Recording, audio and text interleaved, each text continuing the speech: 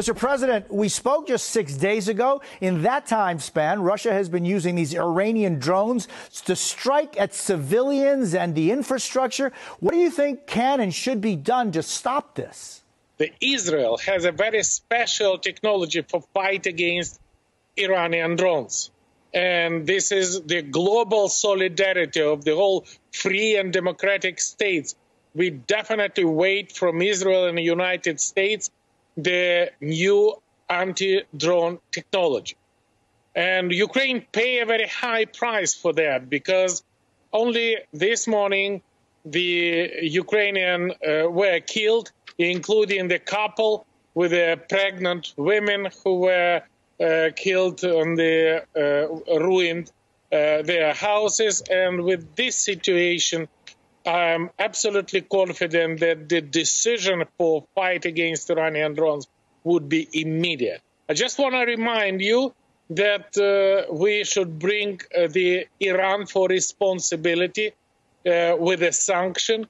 And I remind the terroristic attack on the year 2020, when the Russian Islam Revolutionary Guard Corps terroristic organization attacked Ukrainian passenger commercial plane, and more than 176 passenger and crew members were killed. And definitely it should be Iranian responsibility. We do not believe and we do not accept the statement of the Iranian government that they do not supply the drones. This is not true. We have evidence for the whole world, and the attack of Iranian drones should be immediately stopped.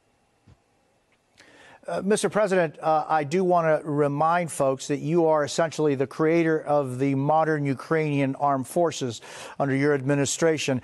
Jane Harman was just talking about the heart and the spirit of the Ukrainian people. What is your message to the Russians and to people around the world that see this 23rd of February? It seems like a long time ago, but what's your message? I think that the Putin and the all Russian leadership make several very serious mistakes. First, happened in the year 2014 when he made an aggression against Ukraine and Crimea and Donbass. Second, when he made on 24th of February the full-size aggression against independent Ukraine and against the whole free world. Next, it would be tragedy of Bucha, Mariupol, Gostomel, Vorzel, Izum, which is delivering the evidence that this is a genocide against Ukrainian people. And this is not only Putin's responsibility. This is responsibility for the whole Russia and for the whole Russian people who come here with a weapon in their hands to kill our women, our children, our elderly people. This is a genocide. And then he make another mistake by the providing the fake referendum and providing the annexation of this territory. He definitely have no way back. And today we have a new evidence when he used missiles, because cruise missiles is also using against Ukrainian civilian objects, and the Iranian drone. And every single day we paying a very high price to stop it. And those who saying that we should find out a compromise, we should maybe do something for the ceasefire. I just want to deliver the information. The whole world should understand three things. First of all, this is no gray zone and no compromise, because Putin want to kill us and we want to live. Putin want to erase our country from the world map. And we want to live in our own country and move it to the family of the European people. Point number two, please don't trust Putin. I know that because since year 2014, when we created the new Ukrainian states and new Ukrainian armed forces, I know exactly Putin don't say any single word of truth.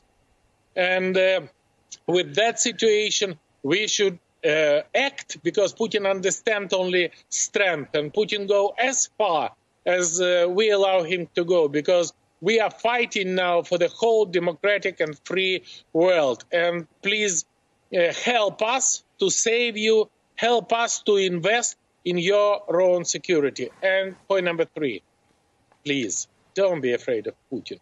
Learn from Ukrainians. We know exactly what does it mean to fight against second biggest army in the world. We prove and surprise the world that we are ready. We have a very high motivation to fight against Putin, to stop Russia. And I want to thank the United States for bipartisan support, for the global leadership, for supporting Ukraine. And with this situation, definitely, we need a peace. And you cannot find out any nation in the world who wants peace more than we are. But the more weapons we receive, more sanctions would be introduced against Russia for not financing bombs and missiles against Ukraine. More open door for NATO, for Ukraine and for Ukrainian, faster would be peace. This is the clear and direct message to your viewers. President Petro Poroshenko, always a pleasure. Thank you for your time.